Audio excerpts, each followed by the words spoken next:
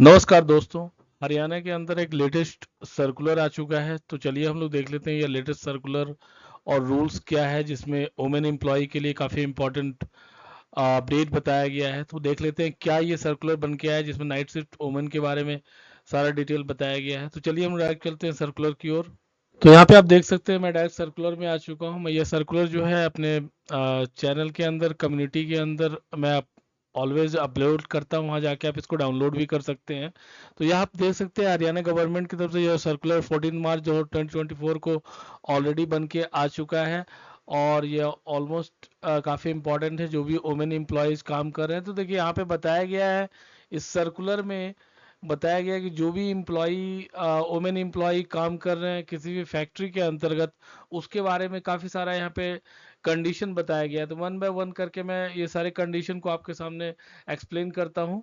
Hope आपको समझ में आ जाए, उसके बाद आप इसको यूटिलाइज कर सकते हैं। और ये काफ़ी इंपॉर्टेंट है जो भी एम्प्लॉयर है और एम्प्लॉई है, दोनों के लिए। एम्प्लॉय के लिए यह उनका राइट है, और यह उनका उनको यह राइट आराम से मिलना चाहिए। और अगर उनको नहीं मिल पाता है तो बिल्कुल आप अपने कंसर्न को रख सकते हैं अपने जो भी कंपनी है उसके एम्प्लॉयर के या मैनेजर के पास। तो सब देख सकते हैं।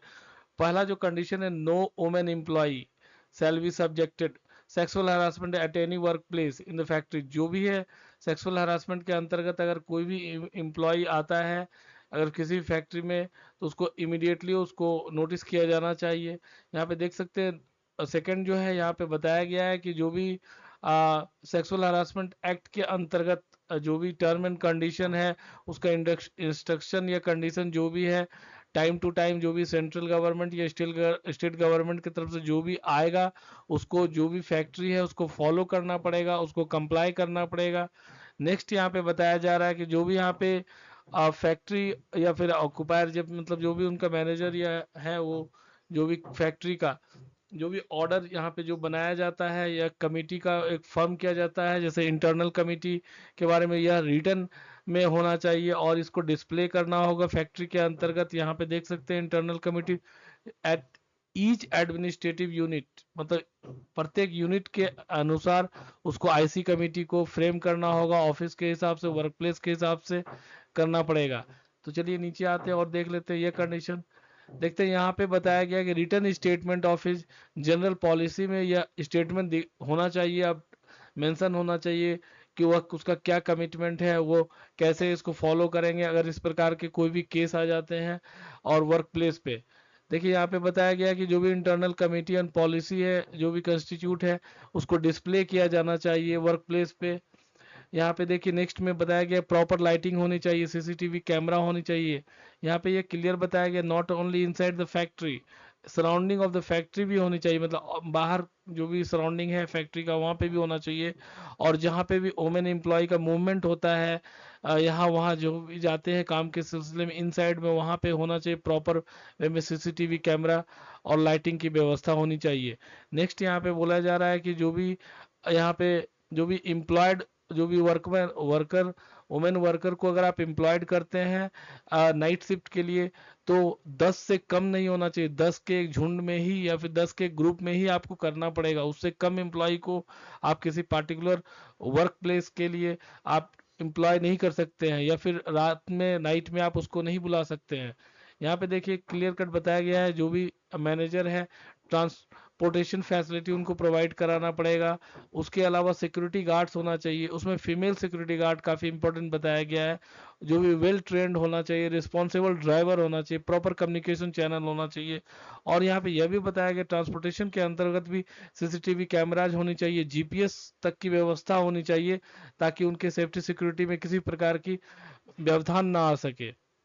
नेक्स्ट यहाँ पे देख सकते हैं ड्राइवर अगर आप थर्ड पार्टी आउटसोर्स करते हैं, तो उस ड्राइवर का जो भी आपका मैनेजर है उसको बायोडाटा होना चाहिए, उसका प्री एम्प्लॉयमेंट स्क्रीनिंग होनी चाहिए, यहाँ तक कि उनका पुलिस वेरिफिकेशन भी होना चाहिए।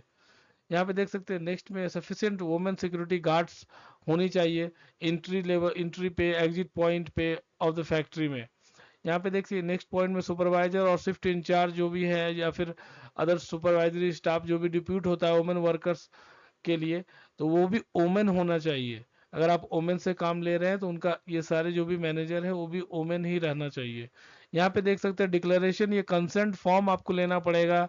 जो भी वोमेन वर्किंग को आप काम पे लेते हैं 7 PM से लेके 6 AM मॉर्निंग तक, जैसे security guard, supervisors, shift in charge, सभी से आपको कंसेंट लिखवा के लेना पड़ेगा, जो भी वोमेन काम कर रहे हैं उनका। यहाँ पे देखिए मेडिकल फैसिलिटी की व्यवस्था होनी चाहिए, डॉक्टर और फीमेल नर्स होना चाहिए नाइट शिफ्ट में। मोर देन 100 वोमेन वर्कर्स है तो वहाँ पे सेपरेट व्हीकल की व्यवस्था की जानी चाहिए इमरजेंसी सिचुएशन को हैंडल करने के लिए। और अगर इंजरी या इंसिडेंट हो जाता है किसी प्रकार का या हरासमेंट हो जाता है तो इमीडिएट आपको जो भी नियर बाय पुलिस स्टेशन है, हॉस्पिटल है, मेंबर इंटरनल कमेटी है, उन सभी को आपको इमीडिएटली आपको जो भी है उनको इन्फॉर्म करना होगा, उसका नंबर आपको डिस्प्ले करना होगा फैक्ट्री में, ताकि इमीडिएटली उनको इन्फॉर्म किया जा सके।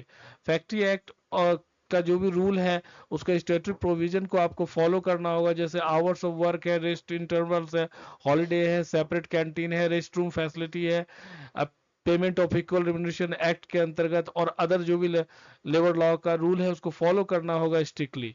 यहाँ पे नेक्स्ट पॉइंट में कहता है कि आपका जो भी वोमेन वर्कर है उनके साथ एक मंथली मीटिंग होनी चाहिए, रिस्पेक्टिव आपका जो भी मैनेजर है और उनका जो भी कंपनी के HR है उनके साथ, ताकि उसे ग्रीवियंस डे के रूप में रखा जाए और जो भी इम्प्लॉई है अपने कंसर्न को, अपने जो भी इशूज है उसको रख सके और जो भी मैनेजर है उसको कंप्लाई कर सके और उसे रिजॉल्व कर सके। यहाँ पे बोला जा रहा है कि ऑर्गेनाइज वर्कशॉप कराया जाना चाहिए, ओरिएंटेशन प्रोग्राम कराया जाना चाहिए, अवेयरनेस प्रोग्राम की व्यवस्था की जानी चाहिए एम्प्लॉयर के साइड से रेगुलर इंटरनल के बेसिस पे, ताकि वुमेन वर्कर का सैनिटाइजेशन के बारे में होना चाहिए, देयर राइट्स टू प्रोटेक्शन के बारे में होना चाहिए, अगेंस्ट सेक्सुअल हरासमेंट एक्ट के बारे में होना चाहिए और उसके बारे में अवेयरनेस कराना होगा और रूल को फ्रेम करना होगा। ये सारी चीजें होनी चाहिए।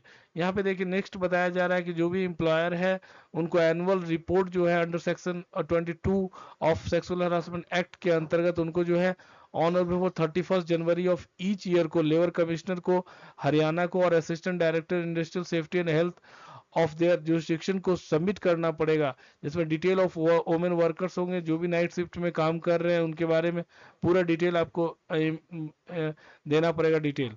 और इसमें यह भी बताया गया है कि अगर आप किसी जैसे assistant director industrial safety and health and local police station को भी आपको इन्फॉर्म करना होगा जब सब अनवांटेड इंसिडेंट हो जाती है। तो यहाँ पे यह भी बताया गया है कि अगर आप स्टेट या सेंट्रल गवर्नमेंट की तरफ से अगर टाइम टू टाइम कोई प्रकार की चेंज हो जाती है तो उसको इमीडिएट आपको इम्प्लीमेंट करना होगा, जो भी वुमेन वर्कर्स काम कर रहे हैं उसके रूल रेगुलेशन में आपको अपडेट करना होगा।